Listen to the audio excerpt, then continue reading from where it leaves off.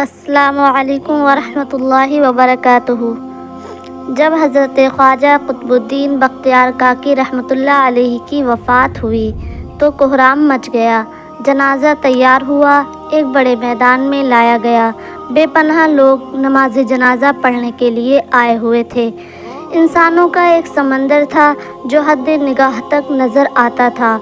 جب نماز جنازہ پڑھنے کا وقت آیا، ایک آدمی آگے بڑھا اور کہنے لگا کہ میں خواجہ قطب الدین بختیار کاکی رحمۃ اللہ علیہ کا وکیل ہوں۔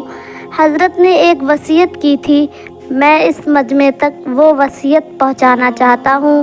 مجمع پر سناٹا چھا گیا۔ وکیل نے پکار کر کہا، حضرت خواجہ قطب الدین بختیار کاکی رحمۃ اللہ علیہ نے یہ وصیت کی کہ میرا جنازہ وہ شخص پڑھائے جس کے اندر 4 خوبیاں ہوں۔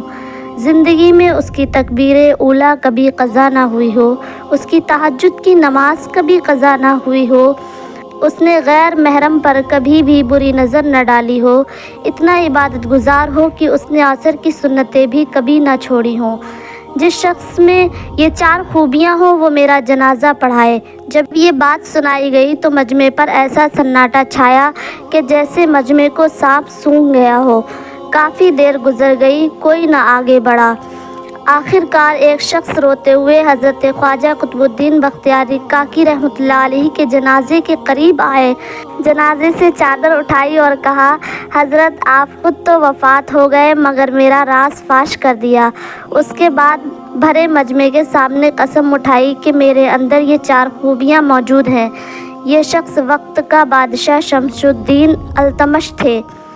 میرے پیارے ویورز، اگر میری ویڈیو پسند آئی ہو تو میری ویڈیو کو لائک اینڈ شیئر کریں، میرے چینل کو سبسکرائب کریں۔ السلام علیکم ورحمۃ اللہ وبرکاتہ۔